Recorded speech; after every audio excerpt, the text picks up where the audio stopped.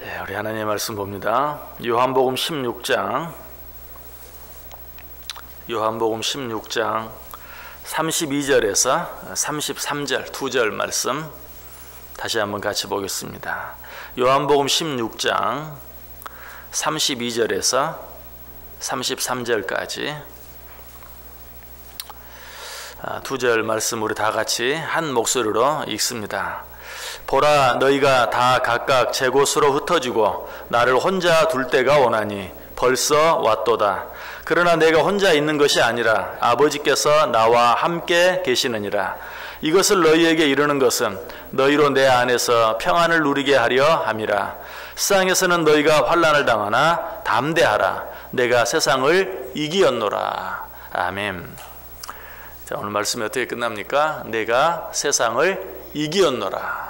누구의 고백이죠? 예수님의 고백입니다. 예수님께서 내가 세상을 이기었다.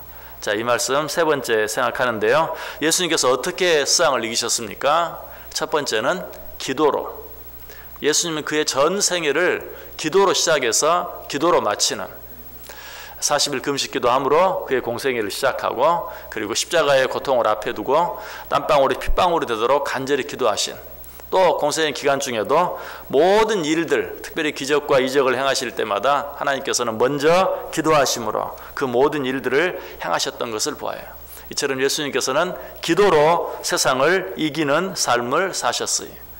두 번째로 예수님께서는 어떻게 세상을 이기셨다고 그랬습니까? 믿음으로.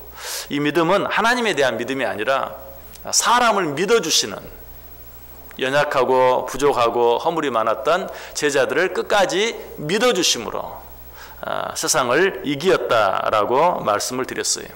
자, 세 번째로 예수님께서는 세상을 어떻게 이기셨을까요?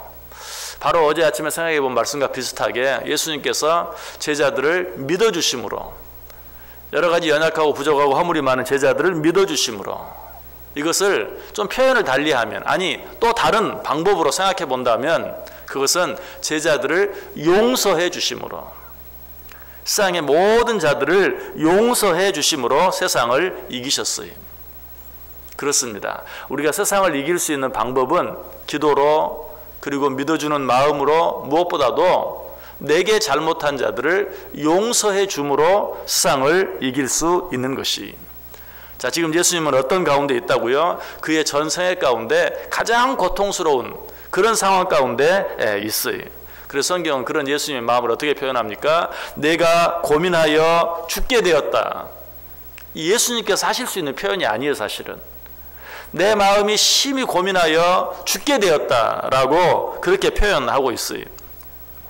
여러분, 이 표현이 누구를 향한 말입니까?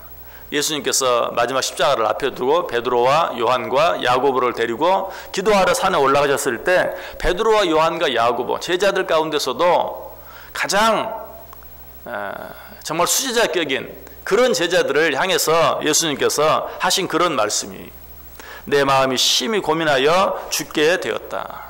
예수님이 도대체 무엇 때문에 그 마음이 이렇게 거의 죽을 지경에까지 이르게 되었습니까? 앞에 놓여있는 십자가의 고통 때문이었습니까? 아니, 그것 때문에 지금 예수님께서 내가 십자가를 생각하니, 그 십자가에서 고통스럽게 죽어갈 일을 생각하니 내 마음이 심히 고민하여 죽게 되었다, 그런 것이 아니. 그러면 그건 무엇입니까? 이제 이 일 이후에 자기를 버리고 떠나갈 제자들 때문에, 특별히 지금 자기하고 같이 기도하고 있는 이 베드로와 요한과 야고보, 이들까지도 자기를 버리고 떠나갈 것을 생각하면서 그 마음이 심히 고민하여 죽게 되었어요. 오늘 보면 32절에 그것을 이야기합니다. 보라, 너희가 다 각각 제 곳으로 흩어지고 나를 혼자 둘 때가 오나니 벌써 왔도다. 그러나 예수님께서는 이 고통을 어떻게 이겨내셨다고요? 용서하심으로. 그 용서하시는 모습이 33절에 나옵니다. 이것을 너희에게 이르는 것은 너희로 내 안에서 평안을 누리게 하려 함이라. 세상에서는 너희가 환난을 당하나 담대하라. 내가 세상을 이기었노라. 32절 말씀과 33절 말씀은 너무나 어울리지 않는 말씀이, 너희가 나를 버리고 다 뿔뿔이 흩어질 때가 가까웠구나, 아니 그때가 벌써 왔구나, 그러면서 뭐라고 말해요? 내가 왜 이것을 너희에게 말하는 줄 아느냐? 너희를 벌 주시기 위해서가 아니고 너희에게 평안을 주시기 위해서. 너희로 하여금 세상을 이길 수 있는 비결을 알게 하기 위해서, 깨닫게 하기 위해서. 이처럼 예수님께서는 도무지 용서할 수 없는 자들을 용서해 주심으로 세상을 이겼어요. 우리도 마찬가지입니다. 피차간에 서로 사랑하고 용서해 줌으로써만 먼저 내 앞에 있는 그 사람을 이길 수 있을 뿐만 아니라 한 걸음 더 나아가서 세상을 이길 수 있는 것이, 내 앞에 있는 어떤 사람, 특별히 나에게 잘못한 어떤 사람, 그 사람을 용서하지 못하고서는 아무것도 이길 수 없어요. 나에게 잘못한 어떤 사람을 용서하지 못한다는 것은 먼저 나 자신에게부터 지는 것이, 내가 도무지 용서할 수 없는 사람을 용서함으로 먼저는 나를 이겨요. 도무지 용서할 수 없는 사람을 용서함으로 그 사람을 이길 수 있는 것이, 그렇게 함으로 말미암아서 비로소 우리는 세상을 이길 수 있게 된다. 이 일에 가장 좋은 모범이 되신 분이 있다면 스데반 집사님이죠. 스데반 집사님은 마지막 돌에 맞아 죽어가면서 어떻게 했습니까? 사도행전 7장 60절에 보면 무릎을 꿇고 크게 불러 이르되 주여 이 죄를 그들에게 돌리지 마옵소서, 이 말을 하고 자니라. 자기를 돌로 때려 죽이는 사람들을 향하여 주여 이 죄를 저들에게 돌리지 마옵소서, 그들을 위해 용서하는 기도, 용서를 구하는 기도를 하고 죽었다라고 이야기하고 있어요. 이렇게 함으로 어때요? 스데반 집사님은 세상을 이긴 것이, 자기를 돌로 때려 죽인 그 모든 사람들을 이긴 것이, 이런 스데반 집사님의 용서로 말미암아 누구를 얻었습니까? 바울을 얻었잖아요. 그때까지만 해도 바울은 바울이 아니었어요. 사울이었어요. 스데반 집사님을 죽이는 일에 참여했어요. 그 일에 함께했어요. 그러나 자기를 돌로 치는 무리들을 향하여 주여 저들의 죄를 저들에게 돌리지 마옵소서, 용서해 주옵소서 라고 기도하며 죽는 그 모습을 통해서 사울이 바울 되어지는 그런 역사가 일어나게 된 것을 보게 돼요. 용서는 이렇게 힘이 있어요. 우리가 용서할 때 모든 사람을 이길 수 있을 뿐만 아니라 모든 사람을 얻을 수 있는 것이, 고린도후서 2장 10절과 11절 말합니다. 너희가 무슨 일에든지 누구를 용서하면 나도 그리하고 내가 만일 용서한 일이 있으면 용서한 그것은 너희를 위하여 그리스도 앞에서 한 것이니 이는 우리로 사탄에게 속지 않게 하려 함이라. 우리는 그 계책을 알지 못하는 바가 아니로다. 사탄은 늘 우리를 공격합니다. 우리를 넘어뜨리려고 합니다. 그러기 위해서 어떻게 하는 줄 아세요? 사람과 사람 사이에 이간질하고 미워하고 시기하고 하는 그런 일들을 사탄이 가장 많이, 그것이야말로 우리를 넘어뜨리는 일이기 때문에, 그래서 하나님께서는 오늘 말씀을 통해서 우리에게 말해요. 우리는 용서함으로 사탄의 계략을 물리칠 수 있다. 사탄의 계략을 우리가 잘 모르죠. 사탄이 언제 어디서 어떻게 공격하는지 우리는 잘 알 수 없어요. 그러나 사탄이 어떻게 나를 공격하는가 알 필요 없이 내가 늘 나에게 잘못하고 나를 미워하고 나를 시기하는 그런 무리들, 세력들을 용서하는 삶을 살아가면 나도 알지 못하는 사이에 나를 넘어뜨리려고 하는 사탄의 계략들을 이길 수 있다, 물리칠 수 있다라고 하나님께서는 사도 바울을 통해서 우리에게 가르쳐 주고 있어요.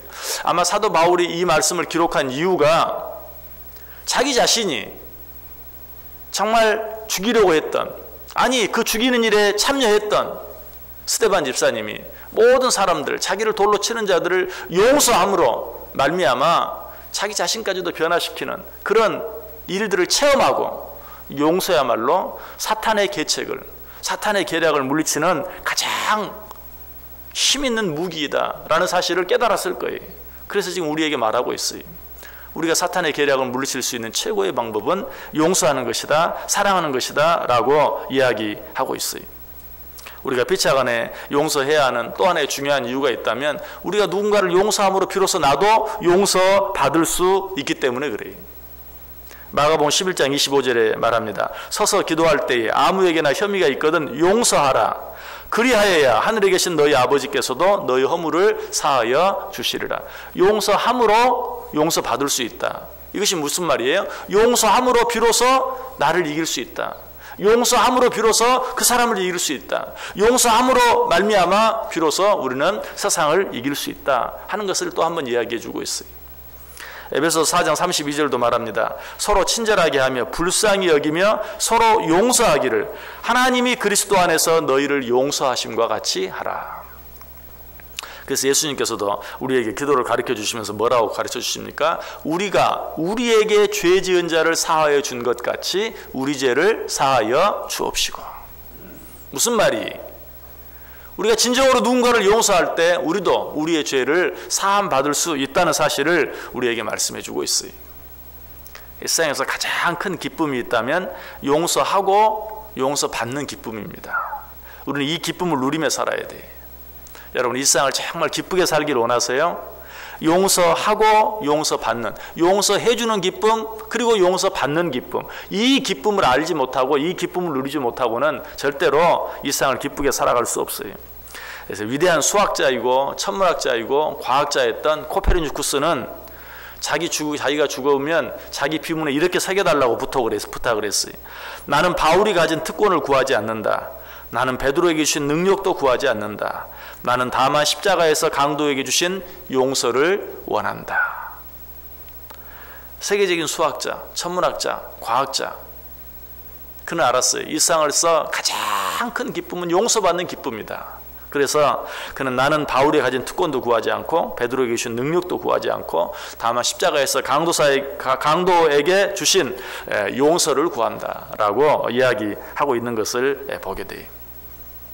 성경에서 이 용서의 기쁨이 얼마나 큰 것인지 가장 확실하게 잘 알았던 사람이 있다면 바로 다윗이.